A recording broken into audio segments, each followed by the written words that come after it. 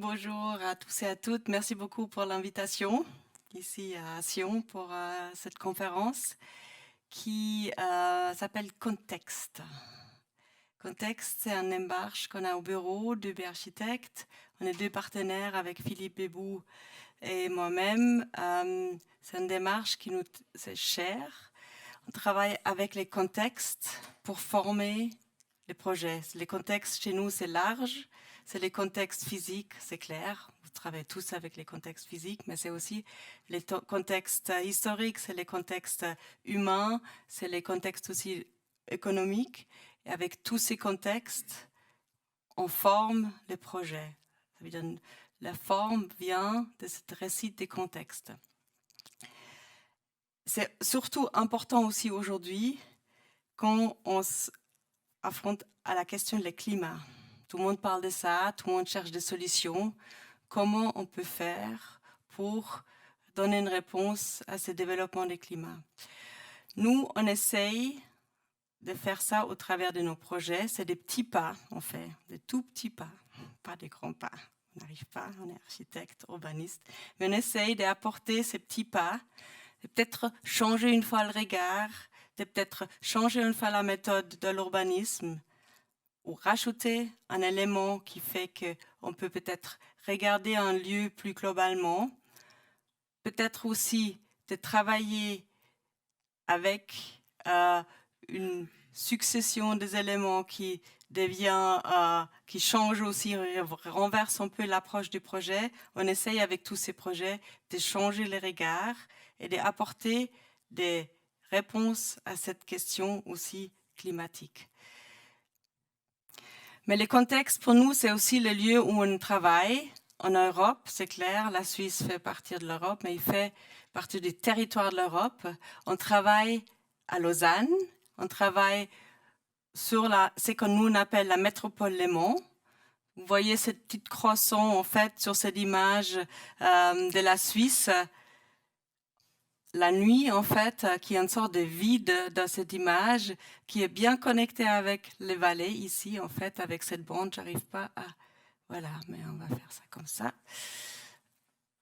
Qui se connecte bien avec les vallées. Nous, on travaille ici. Et c'est ça aussi, ce contexte-là qui nous façonne. C'est les contextes du Léman qui nous façonnent dans notre manière de travailler et d'apporter le regard sur le projet.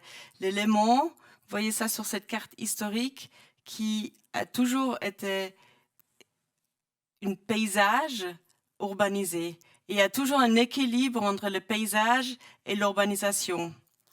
Mais cet équilibre-là semble aujourd'hui de basculer. Parce que c'est clair, la population, il y a une densification, il y a une augmentation. Vous voyez bien, côté Valais, on a aussi une augmentation forte sur l'élément, côté Genève et côté Vaud aussi. Alors tout ça fait que cette question du paysage et cette importance du paysage et l'équilibre qui est là, qui était là aussi historiquement, est en train de basculer et changer. Et l'idée qu'on a, nous, en fait, dans ces contextes qu'on travaille, c'est de trouver toujours, comme voilà, Audelaire parle de cette sublimation du paysage, mais de travailler avec le paysage et l'urbanisation. Ça, c'est une approche qu'on a assez importante et forte dans le bureau, et peut-être aussi de prendre l'élément comme une sorte de place publique. Vous voyez ici Charles-Ferdinand Ramu qui parle de cette vaste place publique qui invite au rassemblement ceux qui habitent tout autour. Là aussi, le lien avec les vallées, une côté, et Lausanne, l'autre côté, en fait. Et voilà, d'approcher, en fait, cet développement de la population comme un ensemble et de se poser la question comment on peut travailler aussi avec la place publique du Léman dans un développement. On a fait aussi travail sur le projet, on travaille aussi ensemble avec Philippe Bébou sur des articles qui réfléchit dans sa globalité sur l'urbanisation, par exemple là, sur les Léman comme une sorte de grande métropole, et puis de se dire, à un moment donné, il faut peut-être arrêter de garder ses limites, en fait, et de garder vraiment, approcher ça dans son ensemble. Mais ce qu'on fait aussi assez important au bureau, c'est ce travail collaboratif, ce travail avec nos collaborateurs, collaboratrices ensemble. C'est un réseau qu'on a au bureau. On travaille vraiment dans une approche d'ensemble. Et ça, c'est fondamental aujourd'hui. Bon, vous êtes tous architectes. J'ai compris aussi, il y a des non-architectes ici, mais je pense que vous êtes presque tous architectes. Ça veut dire que vous êtes dans une approche qui est certainement parallèle à ça. Ce qui est aussi historiquement important chez nous, c'est on travaille sur de différentes échelles. On a toujours travaillé, on travaille depuis 25 ans sur l'urbanisme et le paysage, dans une approche vraiment urbanistique et aussi dans les plans des zones, en fait. On travaille sur les ouvrages d'art et de structures, on travaille sur l'espace public et jardin, on travaille sur l'architecture, mandat plus classique, et de plus en plus sur ces questions des extensions et des transformations. Travailler avec l'existant, approcher l'existant comme un élément de base et donner des réponses aujourd'hui sur comment on peut tisser les liens avec cet existant est très important. Travailler aussi l'urbain avec une approche matérielle, tectonique, architecturale nous semble aussi fondamentale. Comme la question aussi de travailler l'architecture des logements comme une urbanité à l'intérieur, ça veut dire de regarder ces questions de perméabilité et aussi de voir comment un logement peut aussi être une petite ville. Ça nous semble aussi très important dans une approche aujourd'hui où, par exemple, les familles éclatent, où il y a différentes constellations de familles, et c'est aussi une réponse dans ces contextes-là qu'on donne en général. Alors, je vous présente quelques exemples qui démontrent cette question, l'approche des contextes d'un côté, et comment on essaye de développer, changer au travers de toutes petites choses aussi dans une démarche, par exemple, urbanistique, les regards et ouvrir un petit peu des limites qui sont là. Là, c'est la révision du PACOM Renault avec les plans guides des bandes urbaines paysagères. C'est un projet, on a collaboré ensemble avec le bureau Fischer-Montavon et Bruno Marchand. Pourquoi révision du PACOM, plan d'affectation communale des Renault, et en parallèle avec les plans guides des bandes urbaines paysagères. Dans cette approche qu'on a fait sur ce plan de zones, de révision des plans de zone pour la commune des Renault, pour nous, c'était très important de voir comment on peut faire avec un plan zone aussi, donner une vision générale, parce que c'est très difficile dans ces plans zone d'avoir une vision vraiment générale sur l'urbanisation future. Parce que c'est un plan qui dure 15 ans, qui est morcelé en zones.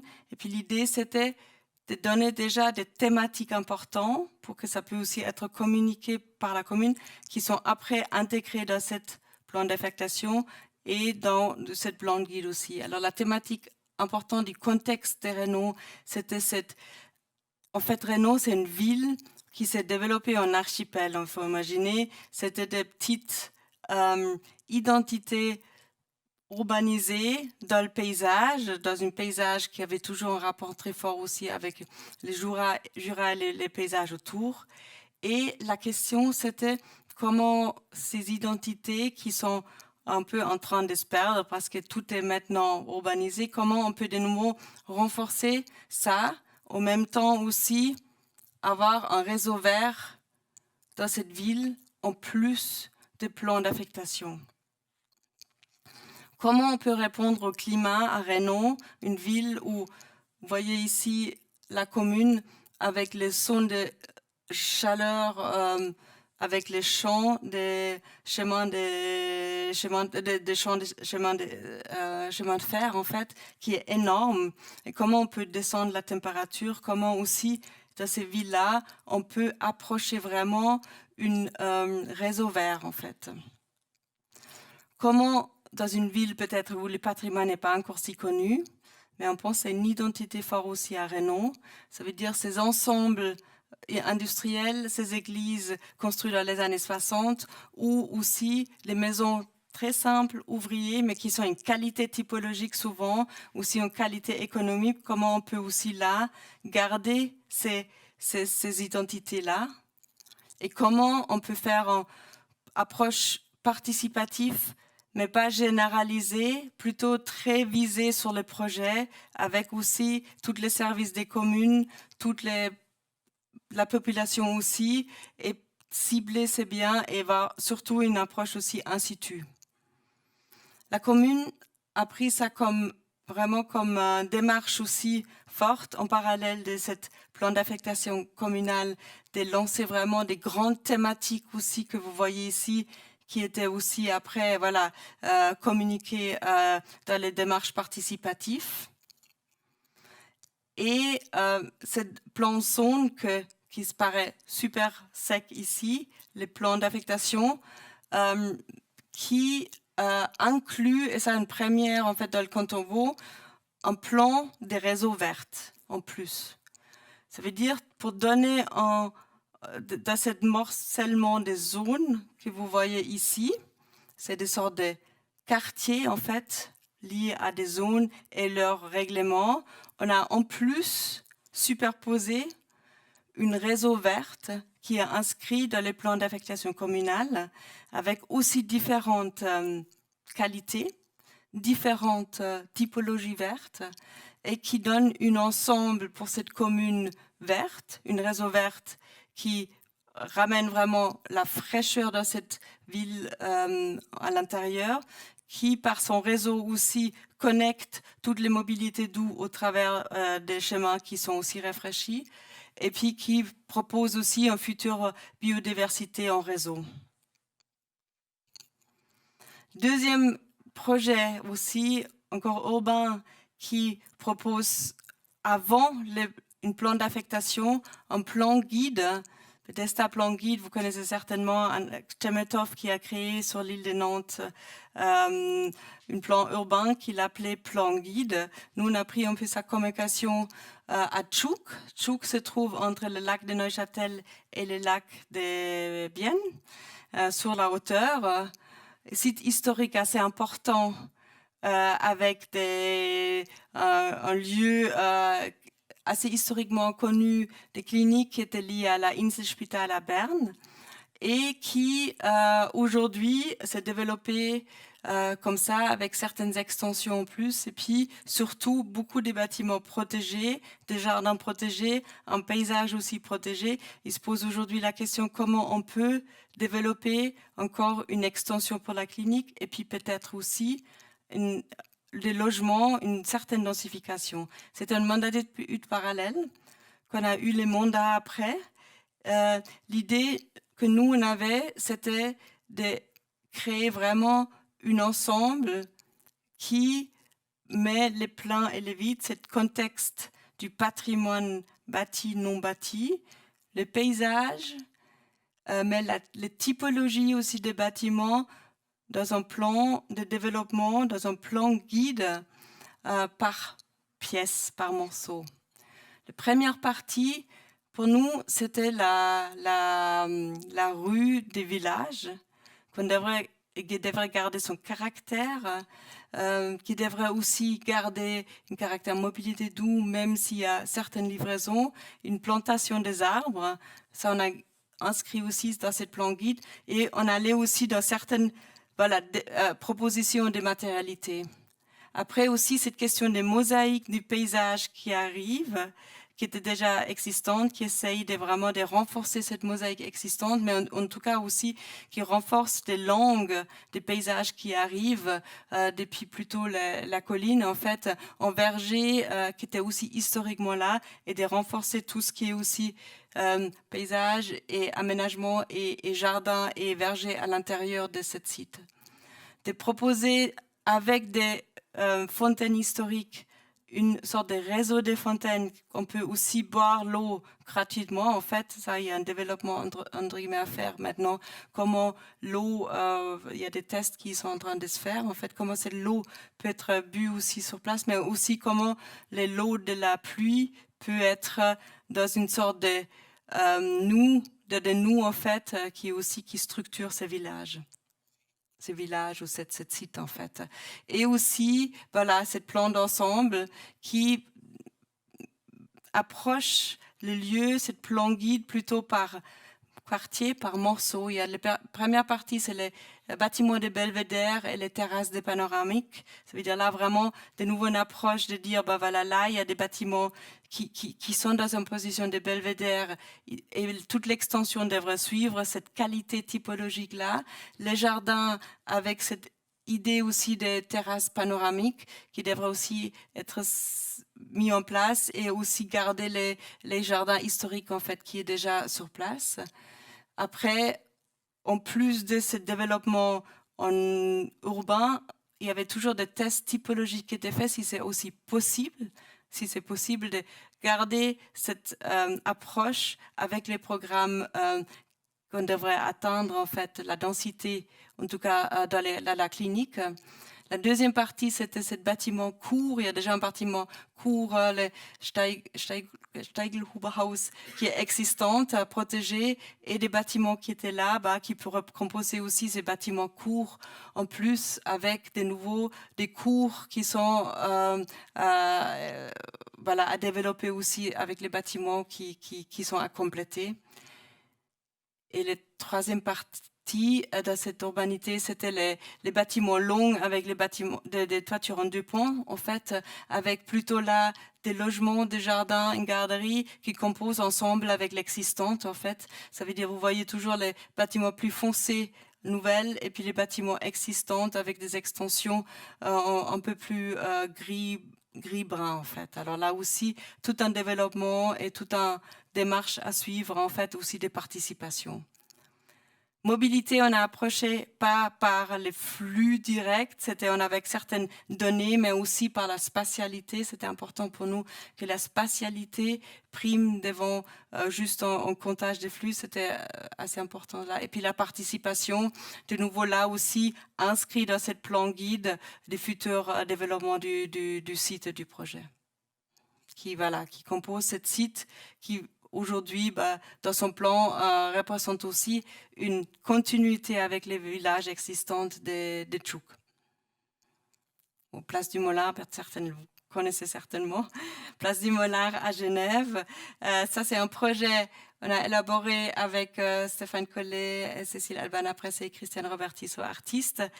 Là, c'est un projet qui a 25 ans maintenant, mais je voulais quand même les montrer parce que là aussi, il y a une démarche de presque rien, en fait. Place du Mollard, c'est c'est une place qui se trouve dans la ville basse à Genève avec Mollard, Longemal et Frusterie. En fait, c'était une place qui était historiquement en port, Mollard, Mole, ça veut dire port, et c'est devenu une place publique très importante à Genève. Au fil du temps, il y avait beaucoup d'événements historiques politiques qui se déroulés sur cette place. Mais au fil du temps aussi, dans les années 60 qui arrivent, la voiture, les parkings, et tout devient un grand parking. Et qu'on a commencé le concours, il y avait vraiment un peu des restes partout, de toute cette histoire en sol. Il y avait un reste, en fait, les pavages, c'est un matériau qui est vraiment identitaire pour la vieille ville de Genève. Et l'idée, c'était comme on avait vraiment une approche de presque rien, parce que la place fonctionnait, marchait, qu'on a commencé le projet, c'était plutôt pour les infrastructures. Il y avait le concours qui était organisé, et l'idée, c'était vraiment, on se retire comme architecte, les contextes marchent et fonctionnent, c'est vraiment de faire le minimum nécessaire sur cette place. Et c'était un peu l'idée de paver la place complètement avec du basalte, qui est aussi un matériau qu'on trouve dans la vieille ville. Et puis, cette basalte devrait créer une continuité, souligner juste la continuité de la place. Continuité aussi des platanes. Il y avait 4 platanes qui existaient. Nous avons juste continué cette lignée de platanes qui était existante. Et quand même, il y avait une idée de l'eau. Une idée de l'eau pour garder cette mémoire du lieu comme port, mais pas l'exprimer comme un élément physique de l'eau, plutôt de prendre la réflexion sur l'eau et comme une sorte de mémoire du lieu, elle est transformée en image des densifications dans cette pavage, des pavés lumineuses en fait, qui se densifiaient en haut vers les lacs en fait. Christian Robidesso, l'artiste qui était avec nous depuis le début du concours, voulait aussi faire avec ce qu'on faisait dans le projet, pas rajouter un élément. C'était, il occupait des pavés lumineuses avec des mots de tous les jours, au revoir, à bientôt, bonjour, merci, dans les 6 langues des Nations Unies, en fait, qui sont les langues officielles, en fait, internationalement. Alors, c'était cette idée vraiment quand on marche sur cette place, il y a cette pavage qui s'illumine à un moment donné et qui appelle aussi les piétons qui passent, en fait, de regarder, de retrouver peut-être la langue, comme c'est aussi, voilà, beaucoup de touristes sur ce site, en fait, et des gens internationalement qui sont à Genève. C'était un peu de retrouver sa langue, de retrouver un lieu et cette pavé qui nous parle, en fait. Et ce qui était aussi assez intéressant dans cette démarche, on n'avait pas fixé, c'est clair, on ne peut pas fixer 1700 pavés. Si vous posez ça, c'est les poseurs qui sont fixés, c'est tous ces pavés en fait, comment dire. On avait juste un tableau avec les nombres de pavés par mètre carré et c'est les paveurs qui sont posés. Et on a un peu des surprises en fait comme ça on trouvait assez intéressant de trouver après en fait des mots une à côté de l'autre en fait et des développements comme ça. Ce qui est aussi assez une actualité, on a à ce moment dans une exposition à Olten, c'était cette esquisse-là qu'on a fait avec les pavages, avec les densités et combien de pavages par de pavés lumineuses par mètre carré. Et puis, voilà, aujourd'hui, c'est une exposition qui est maintenant au Kunstmuseum Olten sur les esquisses, en fait, qui va venir à Lausanne et qui sont intégrées aussi cette esquisse dans l'exposition. Villa urbaine 4 en 1. Là, on va plutôt direction bâtiment, typologie, logement, en fait. C'est cette question qu'on s'est posée, comment aujourd'hui on peut répondre à une densification de la villa individuelle dans un villa urbaine, en fait. Comment on peut mettre l'individualité dans un bâtiment, dans un immeuble plus grand, en fait. Comment on peut interpréter cette recherche qui est toujours là. Voilà, c'est toujours dans. Et puis, c'était à la campagne de Beaumont à Lausanne. C'est une ancienne campagne, en fait, c'est qu'on appelle, voilà, qui était la législature où les gens allaient le week-end, allaient en vacances, en fait, dehors. Aujourd'hui, ces lieux, ils sont entourés de l'urbanisation. Mais il y a encore en 2005, voilà, cette campagne de Beaumont qui était dans cette situation-là, un magnifique cèdre, un magnifique jardin. Et on voulait vraiment garder ce caractère du lieu, en fait. C'était important pour nous de garder ce caractère et de s'inscrire dans une continuité de ce contexte. Voilà, cette recherche, là on a un exemple de Leonardo da Vinci qui a déjà, voilà, en 1487, fait cette recherche de ces escaliers et ces densifications des logements, en fait. Ça veut dire on arrive avec notre escalier vraiment plein pied. Et cette recherche nous a ramené à ces 4 volumes qui sont imbriqués un dans l'autre, qui font 4 logements, 4 villas densifiées dans un volume. Les lieux se trouvent, voilà, juste à côté du CHUV, centre hospitalier à Lausanne.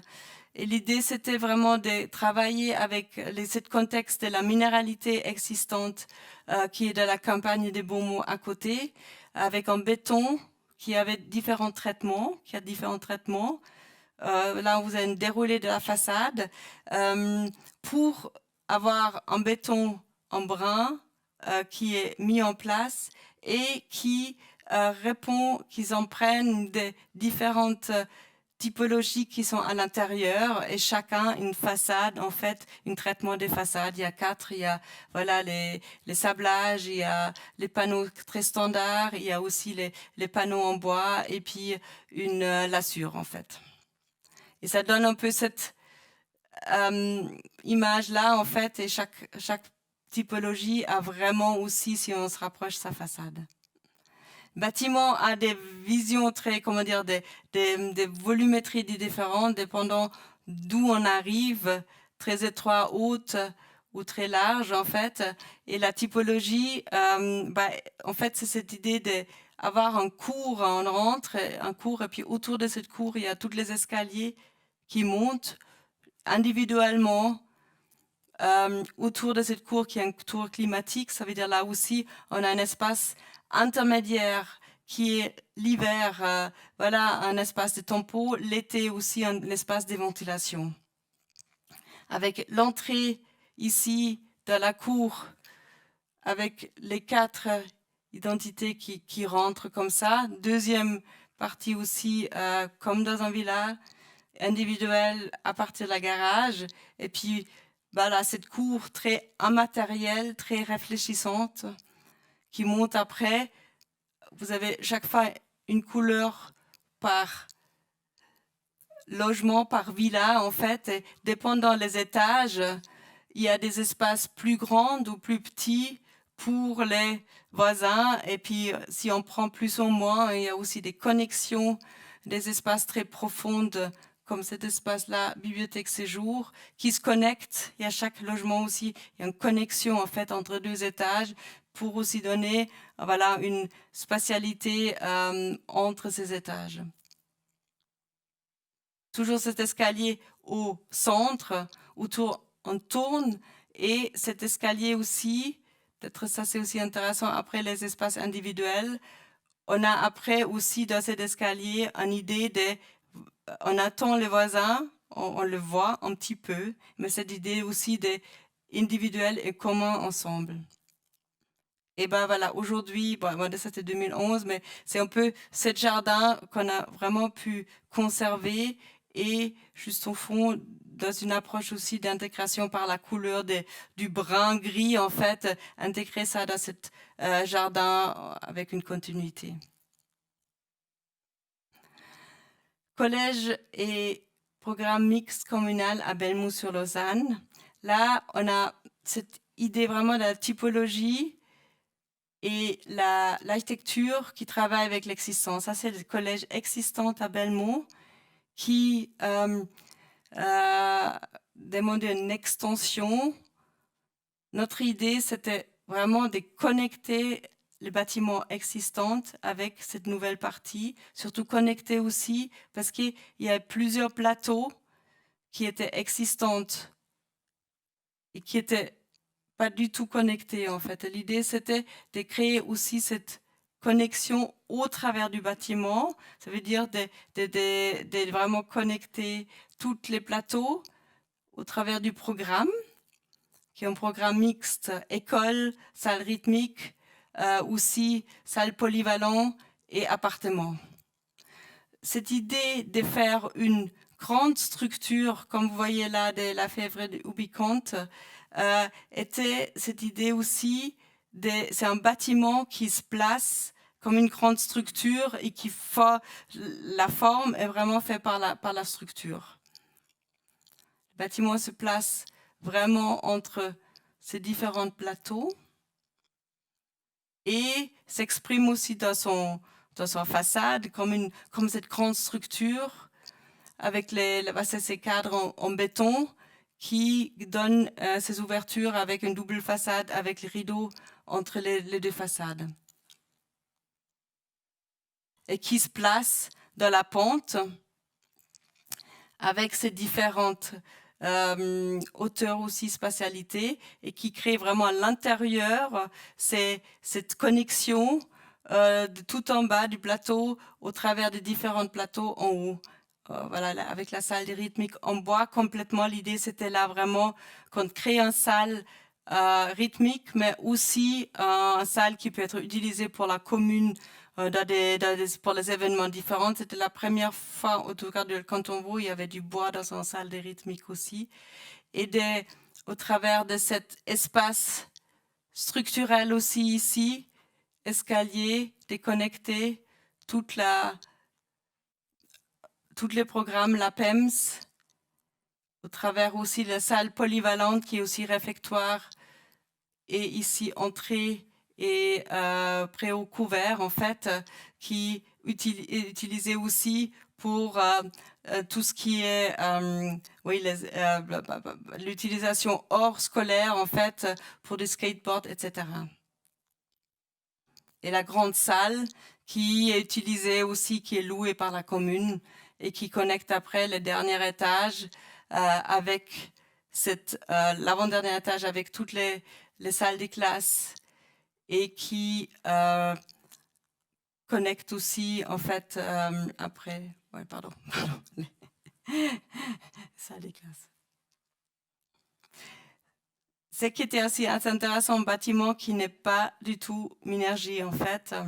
Ça veut dire on n'a pas de ventilation. L'idée, comme on a les bâtiments existants à des hauteurs très hautes, on a pu continuer ces hauteurs. Et c'est aussi une approche qu'on a développée avec les physiciens du bâtiment. Il y a l'idée vraiment dans cette grande hauteur, de trouver cette couche aussi où l'air de temps en temps un peu plus chaud qui peut se positionner, et ça, voilà, dans une approche très durable aussi. Il n'y a pas la ventilation contrôlée qui est placée dans ce bâtiment. Ça, c'est dans cette approche de travailler avec l'existante, travailler avec aussi ce contexte de densification de l'existante, surélévation de l'ancien sanatorium qui était sur la carte postale dessinée comme ça à Épalinges en fait. Et puis, nous avons fait une étude sur ce site pour voir comment on peut densifier le site, c'était pour le CHUV, et comment on peut densifier ce site. Et la question d'a de nouveau dans un équilibre paysage et densification, on s'est restreint vraiment sur les plateaux avec la densification et les bâtiments existants.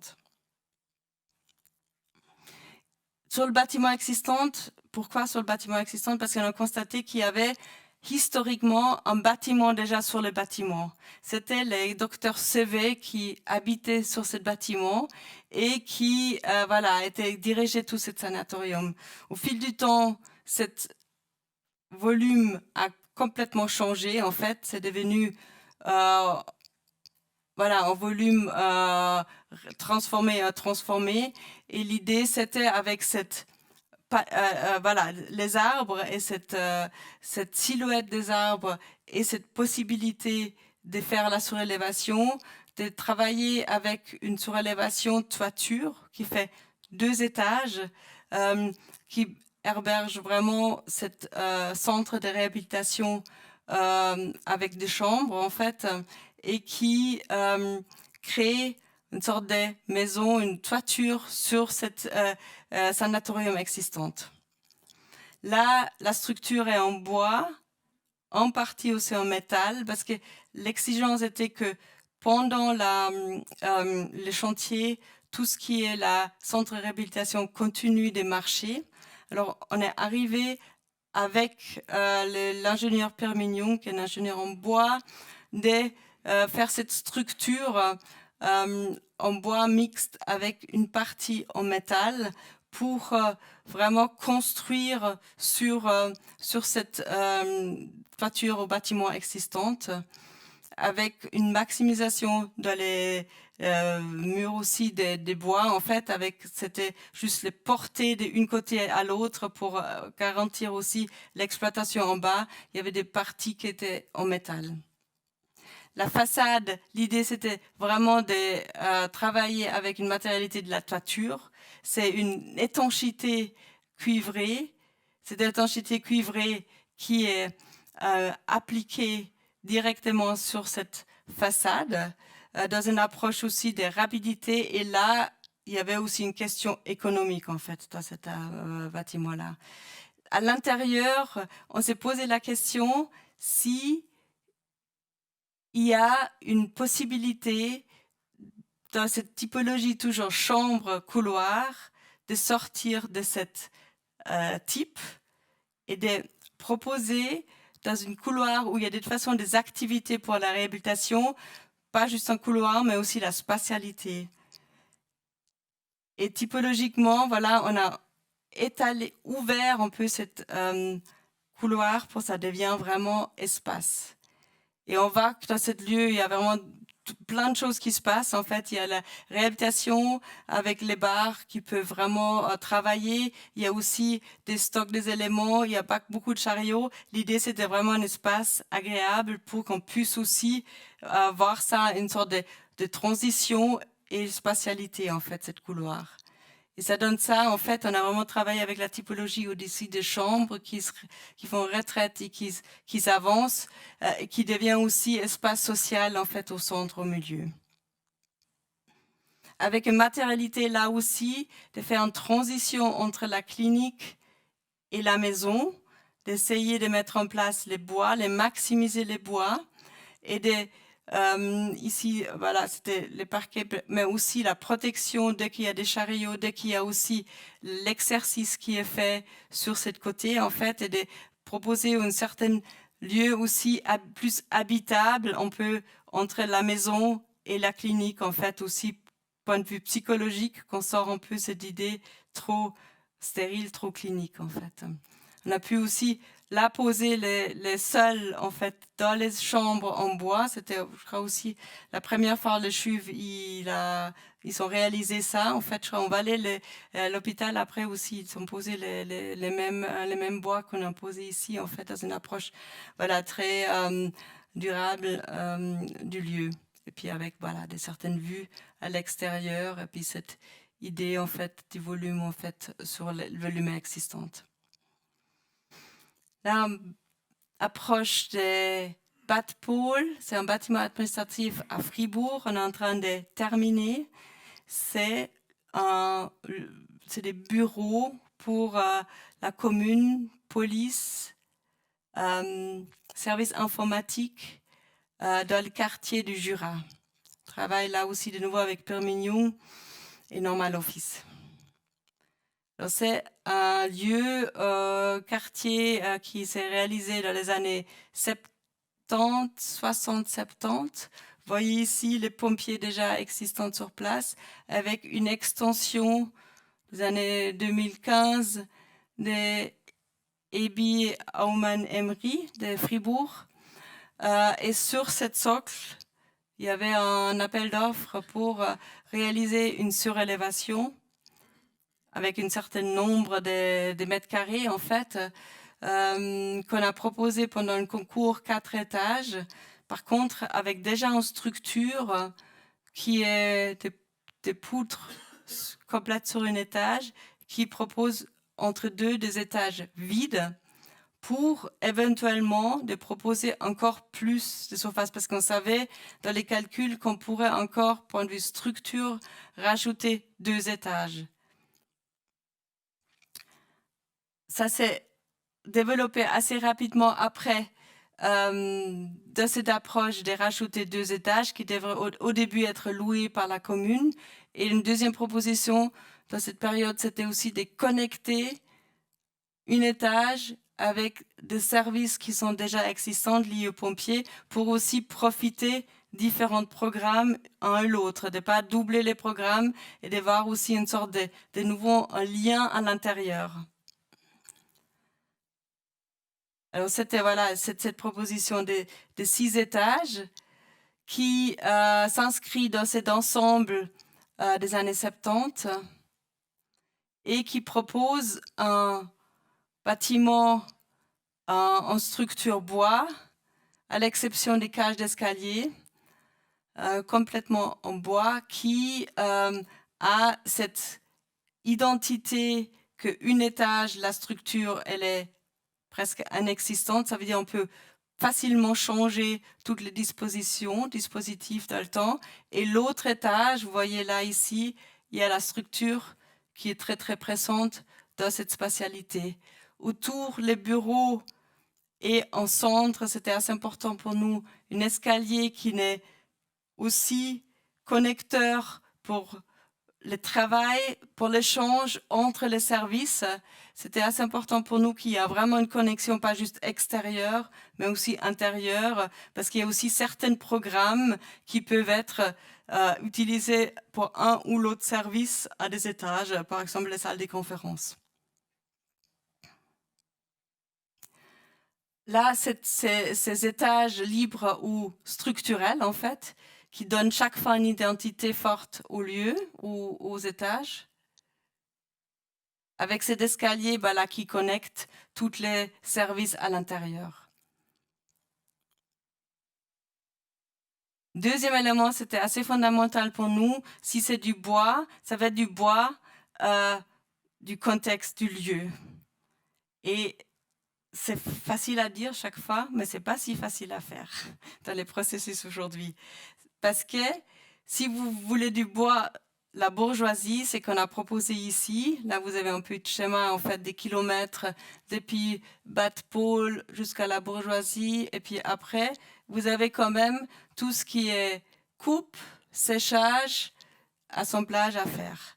Mais ça, vous devrez faire avant, vous votez les crédits des réalisations.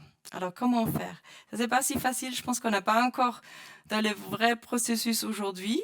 Il faudrait voir comment on peut peut-être de nouveau renverser ces processus un petit peu pour se permettre ça. La commune de Fribourg, dans cette situation-là, ils ont voté un crédit avant les crédits et les réalisations pour les bois, en fait. Ça, c'était voilà, dans le déroulement possible. Mais je pense que dans les habitudes, c'est pas encore si facile. Ça veut dire on a vraiment tout de suite commencé avec cette coupe du bois de la bourgeoisie en 2020, en fait, tout avant bien les votes des crédits des réalisations. On a après, voilà, transporté les bois de la bourgeoisie de Fribourg au travers des Fribourg dans l'entreprise de préfabrication Vial, en fait, à Mouret. Et puis, bon, là, on a aussi d'autres matérialités, par exemple, comme l'extraction des graviers. En fait, à Farny, on a aussi un peu suivi un peu tous les processus, tous les matériaux qui arrivaient, où ils sont arrivés, et essayer vraiment de prendre tous ces matériaux du contexte, en fait, pour aussi, voilà, pour cette cage d'escalier en béton, qui est une sorte de tour, en fait, en hauteur, et qui... voilà, dans le processus au chantier, en fait. Là, après, voilà, les poses de cette poudre, il faut dire, parce que c'est important aussi, on n'a pas un 100% bois de la bourgeoisie, on a 2/3 les bois de bourgeoisie. Il y a aussi des parties à cause des portées qui viennent ailleurs. C'est des bois très spécifiques, lamellés-collés, qui sont nécessaires pour certains éléments du porté. Et puis là, vous avez un peu cette idée de, typologiquement à l'intérieur, voilà, de ces étages avec ces étages très structurels qui donnent un certain caractère. Pour nous, c'était important aussi un caractère fort. Et puis d'autres étages qui sont très vides et qui peuvent accueillir aussi peut-être encore d'autres fonctions, en fait, sur site. Avec cet escalier, voilà, qui tourne au milieu, qui fait vraiment les liens sociaux. Voilà, ça c'est une photo juste d'hier, en fait, sur place, chantier.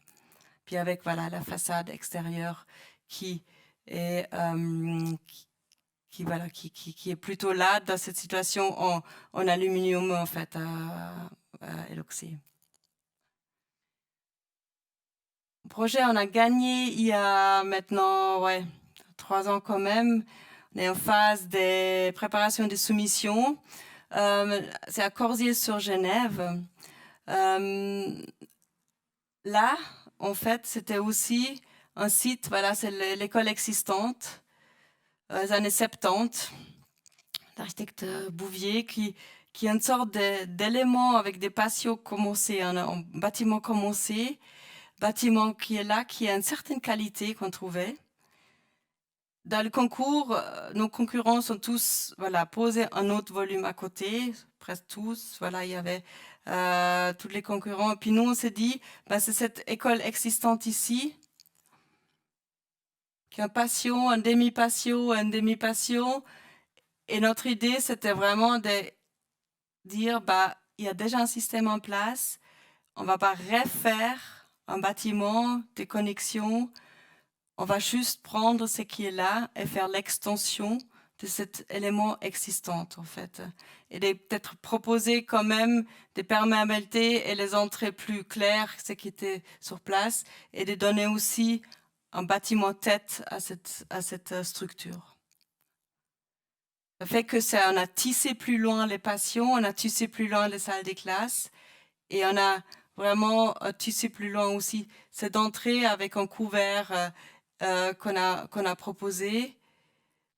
Et puis, une deuxième entrée fonctionnelle qui lie aussi les dispositifs existants à cette extension, plus perméable, plus aussi accessible de tous les côtés, en plus de cette entrée qui est aussi là. Ça veut dire aussi, pour le quartier autour, dans l'école, on peut rentrer un peu de tous les côtés. Et puis cette tête qui héberge aussi ici les réfectoires, en fait. Dans cette question de façade, voilà, l'idée c'était aussi on tisse plus loin la façade. C'est clair, c'est une réinterprétation parce qu'on a toute la transformation de l'existant à faire. Et à ce moment, on est en train de travailler sur ces questions de détails, comment on peut garder ce caractère de l'existante, réutiliser les matériaux qui sont là, mais en même temps, attendre aussi les exigences énergie, etc. Et comment, la réinterprétation, mais la réutilisation peut se mettre en place.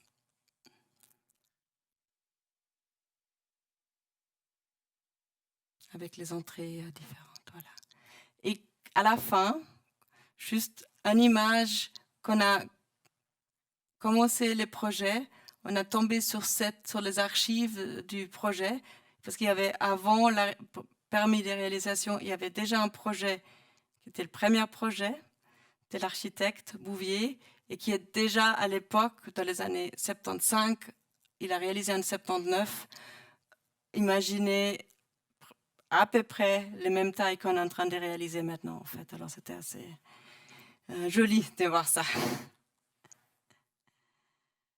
Là, on va plutôt, dans cette approche de transformation, c'est un tout petit projet de la tour Moina qu'on a fait à Échandon. C'est un tour d'un grenier à grains, en fait, du 16e, qui est dans un contexte historique qu'on ne voulait pas intervenir. On a dit l'extérieur, on laisse tel quel. On va tout faire pour ne pas intervenir dans ce contexte, d'un côté assez sensible, l'autre côté aussi complexe d'intervenir. On s'est dit, on fait dans le projet le maximum pour garder ce caractère, ce contexte-là, et puis on travaille que à l'intérieur. Et à l'intérieur, dans cette tout petite cube, parce que l'idée du maître d'ouvrage, c'était quand même de gagner un peu d'espace aussi. Les logements étaient très, très insalubres, qui étaient sur place, très petites pièces, très compliqué en fait, ce qui était sur place. Et l'idée, c'était de gagner un peu de surface, de faire une densification à l'intérieur. Et c'est qu'on a fait avec cette grenier qui était existante, mais qui était trop bas. Et l'idée, c'était de gagner un étage dans ce lieu, en fait, de gagner un étage avec une approche de densification à l'intérieur, un peu comme sous Fujimoto, en fait, comme une sorte de structure qui se met à l'intérieur et qui se montrait aussi comme structure. Alors, dans cette bâtisse, en fait, on a mis en place en bois une structure qui contient toutes les petites infrastructures, l'escalier, à l'étage, on peut les WC, le lavabo, la douche, en fait, et qui se mettent dans entre ces murs et qui s'étale après à l'étage pour créer un séjour, un petit séjour, on est d'accord, mais un séjour. Et voyez là, on peut essayer de travailler aussi avec l'existante et l'intervention en trois plis structurels, en fait, de montrer vraiment l'intervention. L'idée, c'était qu'on prenne aussi l'intervention dans le lieu, en fait, avec cet escalier, avec ces travail aussi sur l'existante, avec voilà, les parquets qu'on a laissés, on a juste rénové en fait les parties existantes avec les petites infrastructures, les petites voilà, les éléments lavabo, salle des bains qui se mettent dans cette structure et qui au dernier étage étalent vraiment un séjour sur la charpente en fait qui prend tout l'étage. Et la maison T, qui est une transformation d'une maison réalisée en 1903 par l'architecte Georges Épiteau à Lausanne. Georges Épiteau, qui était un architecte, voilà, il y a plusieurs bâtiments classés. Celui-là, pas de classement, rien. C'est aussi avenue de Beaumont, derrière les Chuves. Et cette villa, voilà, une sorte de villa Heimatstil, assez décorée. Au début, voilà, on n'avait pas tout de suite les plans. On peut faire des tests aussi du site, du lieu.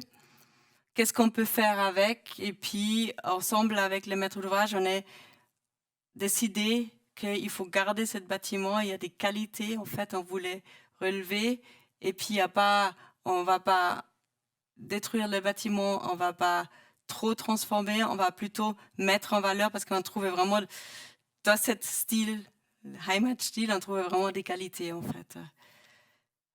Alors, très très peu d'interventions voilà, à l'extérieur où il y avait les fenêtres qui étaient dans une étape voilà, on a changé, on a aussi changé certains éléments des portes et surtout cette véranda qui était existante mais qui était un élément extérieur, on a essayé de gagner ça pour l'intérieur et puis faire certains travaux un peu très ponctuels pour aussi permettre en fait ces vitrages, positionner ces vitrages en fait, mais la forme en soi était déjà là, était déjà existante en fait.